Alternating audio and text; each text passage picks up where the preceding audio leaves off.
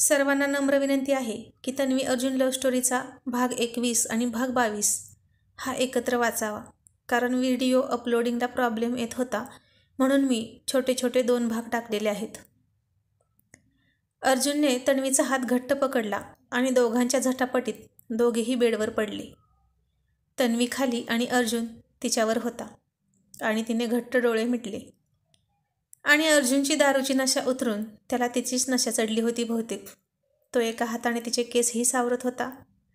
आता त्यानं त्याच्या दाताने तिच्या छातीच्या वरच्या बाजूला हळूच चावा घेतला आणि तिने त्याला घट्ट मिठी मारली आणि तिची त्याला अस्वस्थ करणारी मादक हालचाल सुरू झाली. ती आता तिचे दोन्ही पाय एकमेकांवर घासत होती आणि तीही त्याच्या केसातून हात फिरवत होती. तो तिचा पदर बाजूला सारून मनसोक्त तिच्या सर्वांगावर चुंबनाचा वर्षाव करत होता. आणि तिला त्या वर्षावात किती भिजू आणि किती नको असं झालं होतं.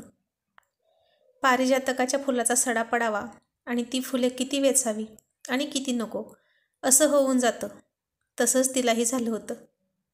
आग, नुसती आग तिच्या सर्व शरीरभर पसरली होती आणि ती आग त्याच्या प्रणयाच्या वर्षावानेच विझणार होती. तो जिथे जिथे त्याचं तोंड फिरवत होता तिथं तिथं ती पुन्हा तिच्या हाताने स्पर्श करत होती. आणि आता त्याचं लक्ष तिच्या जोरात धडधड करणाऱ्या छातीकडे गेलं आणि त्यानं त्याचा मोर्चा तिकडे वळवला. हळूच तिथंही त्यानं एक किस केला. तशी त्या चुंबनाचा आवेग सहन न होऊन तन्वी लाजून गरकन वळून पालती झोपली.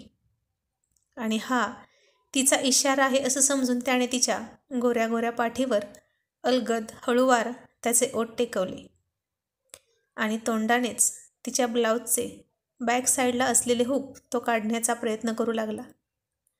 तसा तोही आवेग तिला सहन झाला नाही आणि ती पुन्हा सरळ झाली. त्याने पुन्हा तिच्या चेहऱ्यावर आलेले केस अलगद बाजूला केले आणि आता त्याला तिचे एकमेकांपासून विलग झालेले ओठ दिसले. तिच्या ओठांना कोरड पडली होती आणि ती त्यावरून तिची जीभ फिरवत होती. जणू ते ओठ त्याला आमंत्रण देत होते आणि त्या ओठांचं आमंत्रण त्यानं ओळखलं आणि त्याने तिच्या गुलाबी नाजूक ओठांवर हळूवार ओठ टेकवले आणि तिने त्याचे ओठ तिच्या तोंडात ओढून घेतले. किती किती आसुसली होती ती त्याच्या स्पर्शाला, त्याच्या मिठीत जाण्यासाठी, याची तिलाही कल्पना नव्हती. किती दिवस, किती रात्री तिने अशा तळमळत घालवल्या होत्या. तिचा त्याच्यावर पूर्ण हक्क असूनही तो तिला विरहाच्या आगीत ढकलत होता आणि ती त्या विरहाच्या आगीत होरपळून निघत होती. पण आता तिला तो चैतन्याचा प्रणयाचा झरा सापडला होता आणि ती खूप तहानलेली होती त्याच्या प्रेमाची, खूप दिवसांची भुकेलेली होती त्याच्या प्रणयाची. म्हणून आता ती अशी अधाशासारखी इतकी पेटून उठली होती, इतकी की जणू तिनेच दारू पिली होती की काय असं वाटू लागलं होतं. प्रेमात बेभान होणं म्हणजे काय असतं हे त्यावेळी ते दोघेही अनुभवत होते.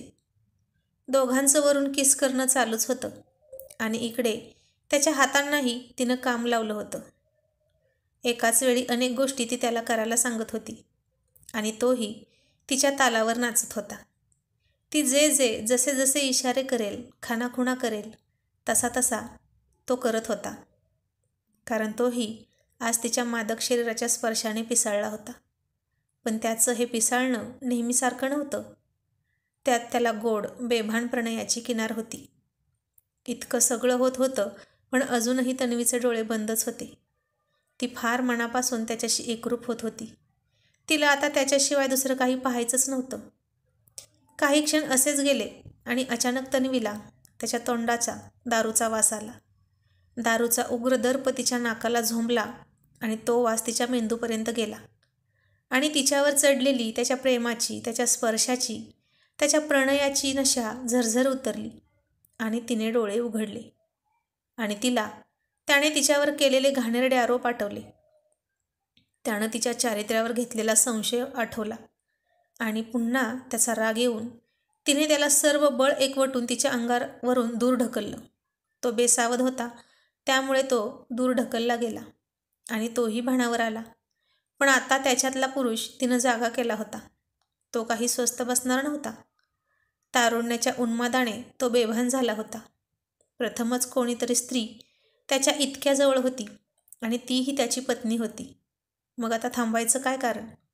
आधीच खूप उशीर झाला होता. जे लग्नाच्या पहिल्या रात्रीपासून दोघात व्हायला हवं ते आज घडत होतं.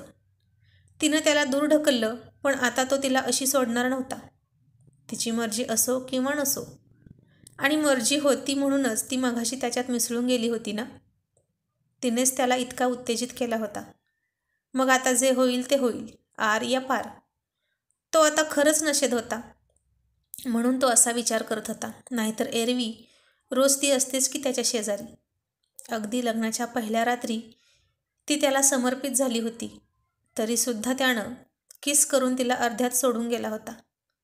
इतकी सुंदर, तरुण, सेक्सी बायको शेजारी झोपलेली असताना आणि तो तिच्यावर इतकं प्रेम करत असताना, तिच्यासाठी मरायला आणि मारायला सुद्धा मागे पुढे न बघणारा असा अर्जुन त्यानं स्वतःवर कंट्रोल केलं होतं. आणि त्यानं मात्र स्वतःच्या मनावर, भावनांवर दगड ठेवला होता. सगळ्या भावना मनाच्या एका कोपऱ्यात कुलूप लावून ठेवल्या होत्या. पण आता तिनेच ते कुलूप उघडलं होतं आणि त्याच्या त्या कोमल नाजूक भावनांवर तिच्या रूपाची, मादकतेची मोहिनी घातली होती. आणि आता तो तिचंच काय, पण स्वतःचंही ऐकणार नव्हता. ती त्याला दूर ढकलून त्याच्यापासून लांब उभं राहिली. तिचा पदर बाजूला पडून साडी अर्धी सुटली होती आणि त्याही अवस्थेत त्याला ती फारच सुंदर दिसत होती. आणि तिचं सर्व शरीर काहीसं घाबरून, काहीसं रागाने, तर काहीसं त्याच्या स्पर्शाने रोमांचित होऊन थरथरत होतं. आणि तिची छाती गतीनं एका लयीत खालीवर होत होती. आणि आता तर तो थांबणं शक्यच नव्हतं. जबरदस्ती तर जबरदस्ती. आता तो तिच्याकडे फारच विचित्र नजरेने खालून वरपर्यंत पागत होता. आणि त्यानं त्याचे कपडे काढले. तशी ती घाबरली. एरवी त्याची पिळदार शरीरयष्टी, भारदस्त छाती पाहून लाजणारी तन्वी त्याला उघडा बघून आता घाबरत होती. आणि त्याने तिला झडप घालून सावज पकडावं तशी मिठीत पकडली आणि पुन्हा बेडवर झोपवली. आता ती त्याला प्रतिकार करत होती. सोड अर्जुन, अर्जुन सोड मला, अशी ती रागात त्याला म्हणत होती. तिच्या नाजूक हाताने त्याला बुक्क्या घालत होती. सर्व ताकद लावून त्याला दूर ढकलण्याचा दुबळा प्रयत्न करत होती. पण त्याची ताकद तिच्यापेक्षा जास्त होती आणि आता तो तिच्यावर जबरदस्ती करणार म्हणून ती घाबरली होती. शेवटी तिला जे नको होतं तेच घडणार होतं. तो तिचा नवराच होता, पण पहिलं मिलन असं व्हावं हे कोणत्या मुलीला आवडेल? तसं तिलाही आवडणार नव्हतं. आता ती त्याच्या विनवण्या करत होती. अर्जुन प्लीज, असं नको ना करूस, मी बायको आहे तुझी. आणि तिचा आवाज त्याला डिस्टर्ब करत होता.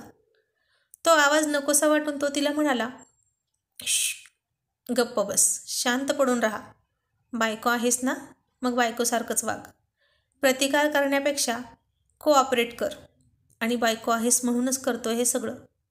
तुला तुझा अधिकारच देतोय ना, मग काही चुकीचं नाही ना करत मी. आणि त्याने तिची सगळी साडी काढून फेकून दिली. तिला आता त्याची खरंच किळस येत होती, तरीही ती त्याला प्रतिकारच करत होती. तिच्या नखांनी त्याच्या छातीवर ओरखडे उठून रक्त येत होतं, पण त्याला त्याचं काहीच वाटत नव्हतं. आणि त्यानं तिला पूर्ण मिठीत घेतली. तिच्या तोंडाजवळ तोंड नेलं तसं तिनं तोंड फिरवलं. सोड मला अर्जुन प्लीज, असं ती खूप रागात म्हणत होती. पण तिचे शब्द त्याच्या कानापर्यंत पोहोचतच नव्हते. आणि ती त्याच्या डाव्या हाताला कडकडून चावली. तशी त्याला खूप वेदना होऊन कळ आली आणि तो खूप चिडला. त्याची तिच्यावरची पकड ढिली झाली आणि ती त्याला दूर ढकलत म्हणाली, दूर हो माझ्यापासून, अजिबात हात लावू नकोस तू मला.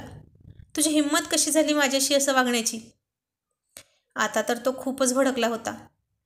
त्याच्या प्रणयात तिनं विघ्न आणलं होतं. आणि तोही चिडून म्हणाला, मी हात लावलेला नाही चालत तुला, मग त्याने लावलेला चालतो का? त्याच्या कशी मिठीत जातेस? मग माझा काय प्रॉब्लेम आहे? तू ना माझी बायको होण्याच्या लायकीचीच नाही, नीच आहेस तू. नवरा असतानाही रात्रभर परपुरुषासोबत एका रूममध्ये. आणि तो पुढे काही बोलणार इतक्यात तन्वी त्याच्या सणसणीत कानाखाली वाजवते.